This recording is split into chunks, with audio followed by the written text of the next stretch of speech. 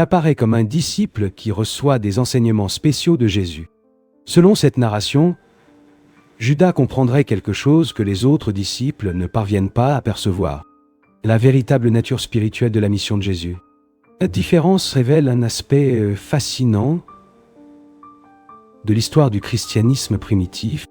Durant les premiers siècles, il existait des communautés qui interprétaient la figure de Judas de manière très différente. Pour certaines traditions, il était le traître. Pour d'autres, il aurait pu être le seul disciple à avoir pleinement compris le plan spirituel révélé par Jésus.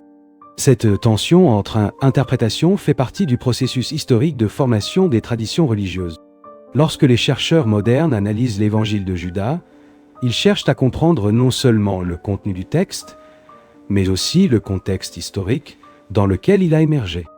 La plupart des chercheurs pensent que cet évangile a été écrit par une communauté liée au courant gnostique du christianisme primitif. Ces groupes ont développé des interprétations spirituelles assez différentes de celles qui sont devenues dominantes au sein de l'Église.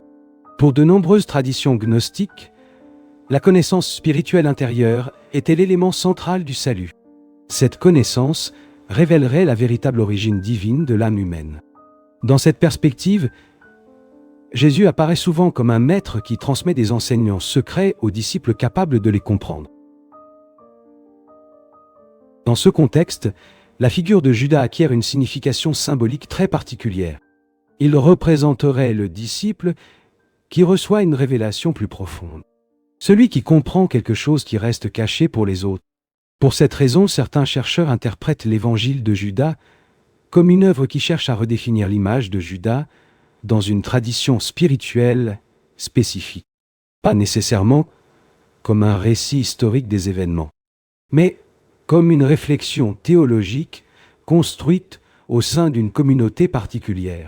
Cette perspective aide à expliquer pourquoi le texte présente une vision si différente de la narration préservée dans les évangiles canoniques.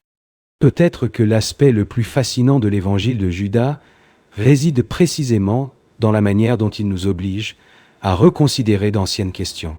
Qui était réellement Judas Iscariote? Était-il seulement le disciple qui a trahi son maître pour de l'argent? Ou sa figure s'est-elle transformée, au fil du temps, en un symbole construit dans différentes narrations théologiques? Les textes du Nouveau Testament présentent une réponse claire au sein de la tradition chrétienne qui s'est imposée. Judas